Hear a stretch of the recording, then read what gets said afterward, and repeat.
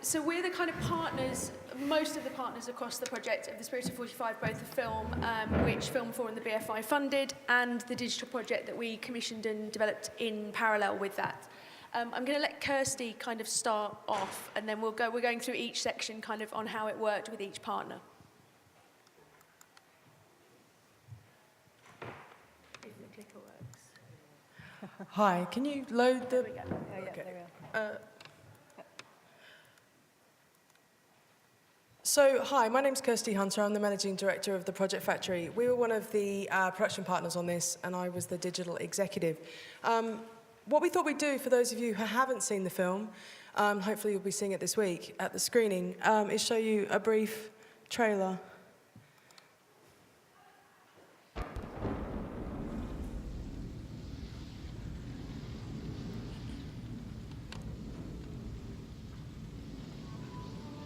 The war is over. People are very much afraid of what happened after the First War or what happened after the Second, which was enormous poverty. I don't think people were greedy for a lot of things those days. They just wanted to live peaceful, have a job. Labour won a landslide victory, and these hardened miners, the tears were coming down their cheeks. They lifted us from an era when poverty was rife, when illness was rife. The Labour government not only housed people, they housed them well. Along came Thatcher, and suddenly it was all about the individual.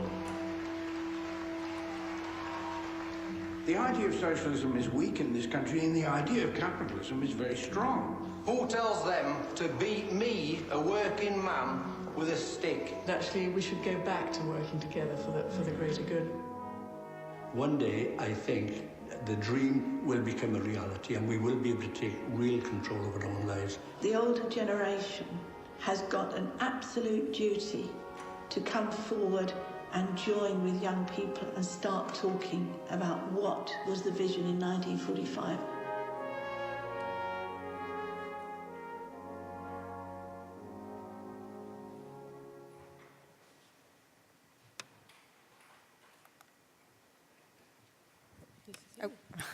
Hi, I'm Kate Ogborn, one of the producers. I think the word you're probably going to hear a lot on this panel is collaboration, because that's certainly for me the kind of key kind of thread through it. And I think one of the reasons for that is actually because that speaks to the ethos at the heart of Ken's film, which is about capturing and celebrating and reflecting on the spirit of 1945, which was in essence a spirit of collaboration, and a moment when the Labour Manifesto set out, brought back into public ownership the utilities, created the National Health Service, and was really a kind of absolutely a manifesto driven by an ethos around public ownership and around a kind of shared spirit. So I think it really kind of plays absolutely to the heart of the film that this was a fantastically collaborative project. On the behind me, in front of me, whichever, I'm slightly confused about where I'm looking, is kind of all of the partners involved.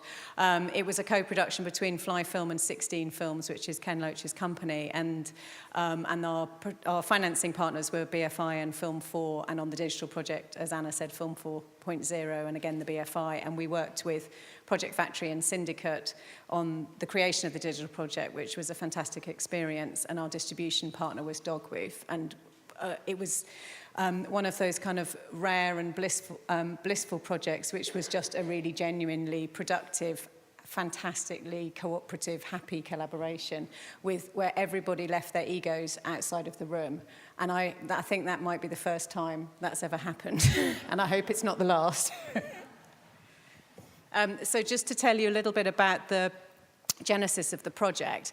My business partner at Fly, Lisa Marie Russo, had been the executive producer on Terence Davis's film of Time in the City. And out of that experience, we were really interested in doing more films like that, archive-based films, working with great visionary directors in the UK. I think Ken would probably tell me off for describing him as a visionary, but I think he genuinely is. He has in every single way, really. So we got some seed funding from what was then the UK Film Council to develop these ideas, and Rebecca O'Brien heard about it and approached us and said Ken would be really interested in making a documentary and in making an archive-based documentary specifically. He, through his career, has made a number of documentaries, but he hadn't done that for quite a long time. And at that point, we didn't know what the film was going to be. We just knew that it was Ken, and the idea of putting him together with Archive and seeing what story he wanted to curate from that was fantastically exciting. And out of an initial research period, which was funded by EM Media and their Digital Film Archive Fund, the kind of idea of the theme and the idea of the film emerged. And so then, at the point at which the production was greenlit by BFI and Film 4, we started a conversation with Anna Higgs about building a digital project alongside it, which was really, I think, to do two things: to connect with a broader audience and to connect with a younger audience, because obviously, if you've seen from the, and those of you who've seen the film, it's about a very specific moment in our history. And we wanted to find a way of speaking about that and sharing that experience with a younger audience. And it was also because we knew that the film rightly should be Ken's essay. It was, it's very much an authored documentary, although, authored through the voices of the people who were there at the time in 1945. And so we wanted to find a way of expanding the content beyond the single kind of stories within the film. So that was the purpose of that. In terms of our kind of timeline, we as producers went into it. This is probably where the egos did stay in the room momentarily. We went into it thinking, well, of course we need to be in control of this, because we wanted to make sure that that anything we did alongside the film would have the same integrity as the film. I wouldn't trivialize it in any way.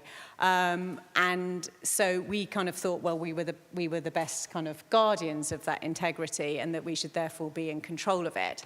And Anna kind of gently, and Katie gently sort of nudged us along a bit and put us through a digital summer camp with Kim Plowright and Matt Locke, which was absolutely brilliant, which really opened our eyes to how the collaboration could work, the kinds of teams that we could and would be working with, the kinds of companies that we could and would be working with, and what we were looking for, and it was a very stimulating process, and we learned an enormous amount and kind of came out the other side going, okay, we get this now. We know that we need to find the right partners for this, which led us to Project Factory and Syndicate, and the kind of the collaboration with them. And because that process, the sort of our development process and thinking process had taken quite a long time, we piled the pressure on you guys and gave them a very short amount of time to actually make an incredibly complex and sophisticated and beautiful project. I think I might leave it there, and I'm sure we'll come back to other things. So, yeah, as Kate was saying, that the real goal of this was to create an awareness around the film that would allow the film to reach a broader and deeper audience than kind of Ken's core audience and an already politically active and switched on audience. Because for us, there was a sense of, you get brought a film that's an authored piece by Ken Loach. It's his first documentary in years. It's a pretty exciting cinematic prospect. But we also have to think about, okay, this is very, very important that as many people as possible can engage and connect with this piece. How might we do that? What might we do? And we had some thoughts, we had some ideas, but also it was very, very important the filmmakers felt like partners in that process and felt very much an ownership of it and an ability to share that. It was actually much more of, for Film 4.0, it was much more of a almost direct marketing piece than the work that we normally do. The work we normally do is around fiction, and it's very much more about expanding story universes. But this one was really thinking about how can we creatively use the assets and the amazing wealth of material that the team had got together to broaden this audience out. And it was very, very audience focused from the word go. I can't see all of the tiny little writing on this, so I'm going to have to do that. I've got giant glasses on, but they obviously don't work well enough. But really, it was a really exciting opportunity to work with a team of producers that were willing to go through that learning process. Kate and Lisa Maria at Fly and Rebecca at 16 are immensely experienced producers, and they were really, really willing to go on a journey of discovery, and that was immensely important for us. I think it's why a lot of the success that we got out of the project is there, because they were so generous and open during that process. And for us, it was about finding equals to their experience and expertise, but in that digital sphere. Because one of the things that I'm coming up against, and I think I've talked about here before, is that although people are sitting in a film camp or a tele camp, and people are sitting in a digital camp, everyone in those camps, when you bring them into the same room, are trying to do the same thing. They're trying to tell really compelling stories and engage people. They just sometimes have different words for it. It might be audience, not user. It might be film, not interaction piece. There's all sorts of different ways, but actually when you do get in that room, and I think Matt and Kim really laid the groundwork for that, to understand what those journeys are and understand how they can learn from each other and how they can share their skill sets as storytellers, suddenly you start to get really, really exciting stuff. Katie, do you want to talk a bit about BFI? Hi, so I work in the distribution fund at the BFI. Kate already mentioned that the BFI came on board as with development funding and production funding early on. What attracted us to the project was that the film very much had the potential to go out to a wider audience. It obviously had its core audience of Ken Loach fans and of people who'd be interested in documentary and sort of political documentary.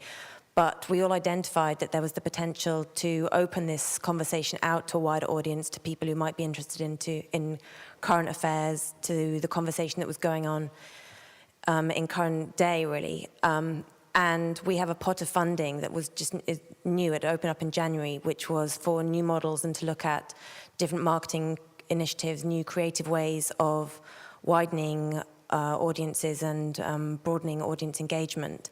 And this seemed like the perfect project to work on. And also, very unusually, Kate and Anna had come to this project at a very early stage. And often projects come to us with too little time to do anything. And as Kate had said, I think you started having these conversations, well, at the very beginning of the film, and actually you started your development project in August, and the film was released in May. So that was about not far off 9 months. Can't really do the maths. A bit less than that. I mean, we started the conversations in the spring of last spring of 2012, in terms of conversations with Anna, and then the Project Factory actually came on board in November, I think October, November, and the film was released in March. The initial sort of phase of the build-up, though, the kind of launch of the digital project was February, when we premiered the film in Berlin. So it was a relatively short period of time for them, which they delivered brilliantly. But I think the critical thing from our point of view was that we were engaging with the process and the kind of thinking behind that and the development of those ideas as we were in parallel with the edit of the film. And I think one of the things that was probably both the kind of, and one of the things we couldn't necessarily anticipate is it took us a certain amount, we had to get a certain way into the edit to know, particularly for Ken and Rebecca, who obviously has been working with him for a number of years now, to really know what the film was. And at that point, we're then kind of ready to share that with everybody involved in the project and kind of open that out into a digital project. And that can't happen, that can only happen kind of at the point at which it happens, if that makes sense. You can't really force the pacing of that. Yeah, and I think also what was unusual is that the distributor came on board at that stage and became very involved in this conversation. So it was the sort of collaborative nature of the project that Kate referred to earlier that made this such an unusual and successful, I feel, case study, really, because Dogworth did an amazing job of being willing to look at a different model and being willing to put in all the time and effort, along with everybody else coming to the meetings and working in a different way to how they usually release their films.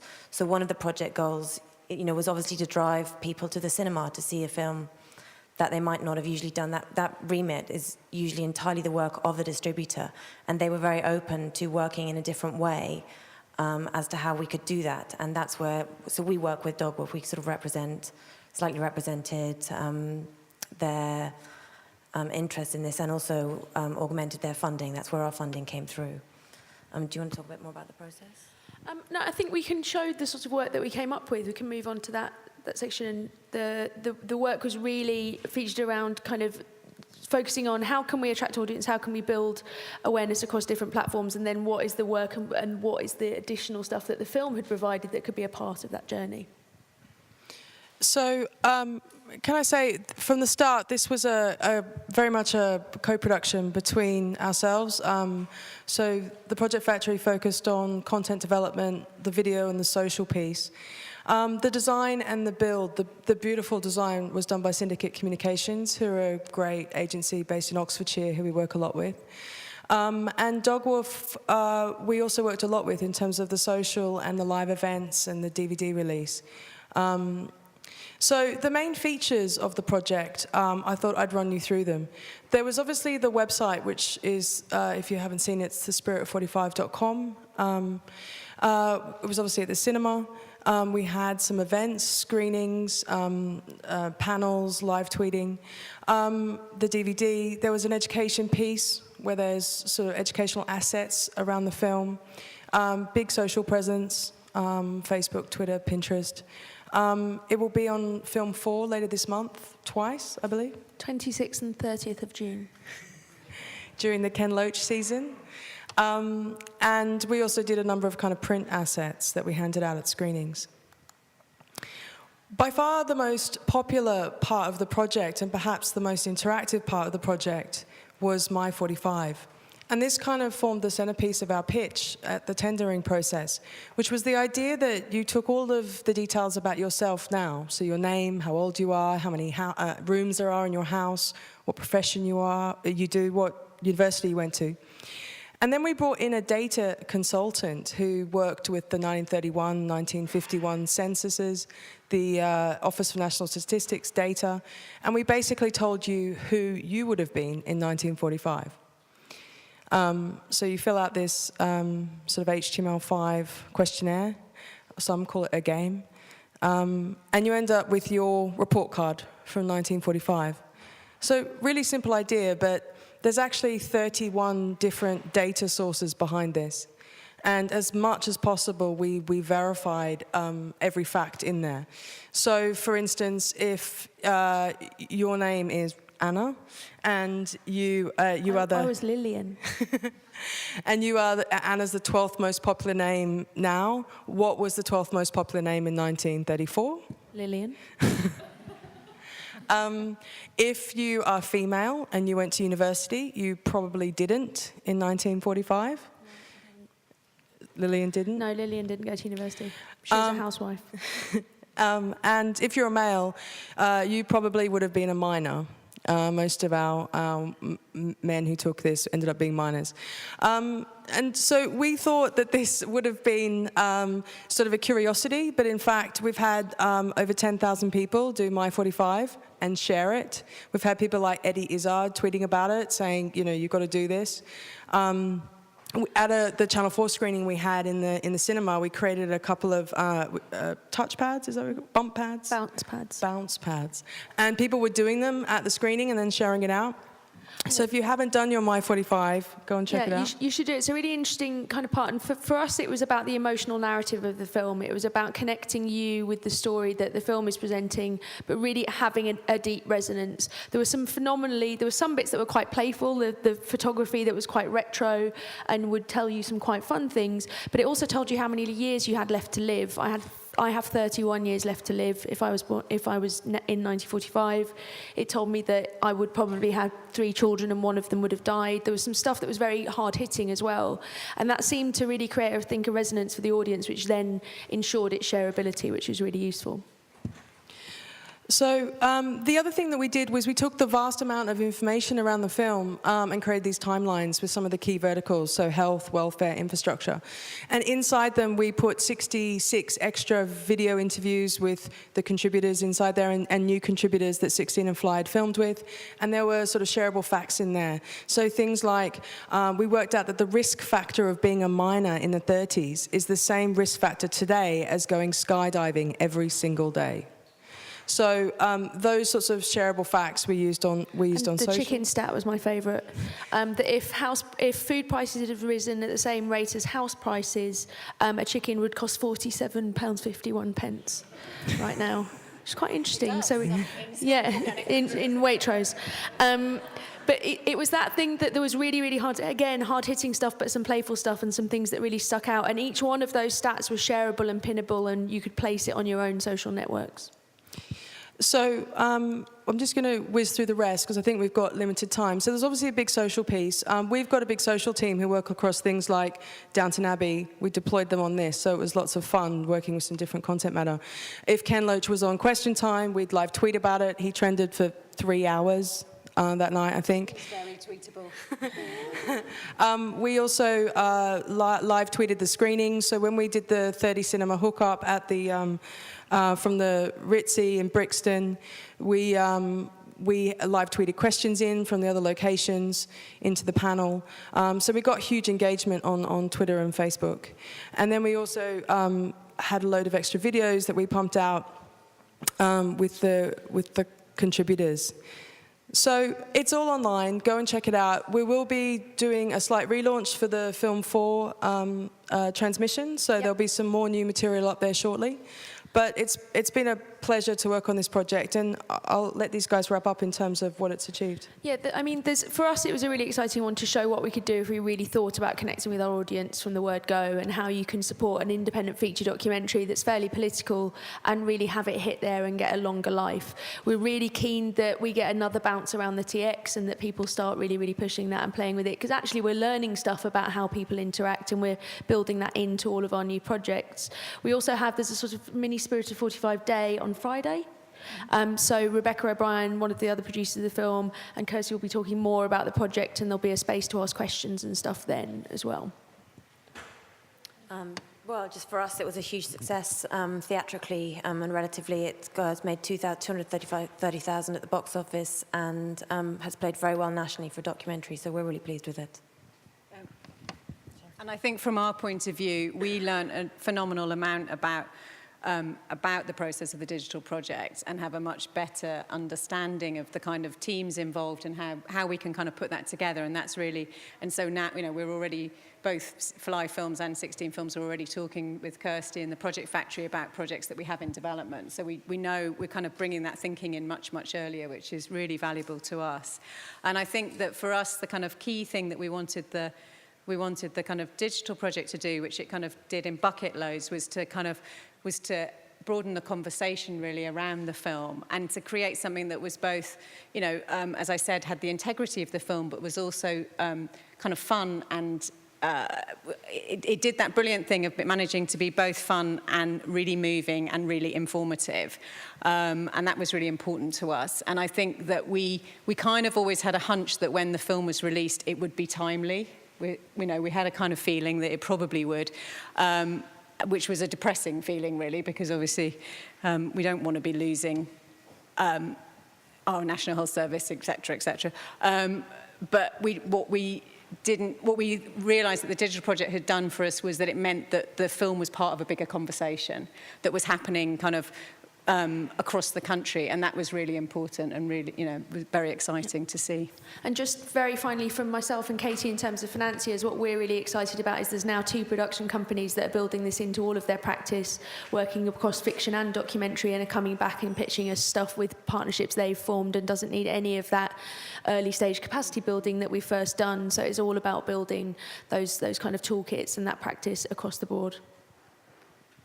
Thank you.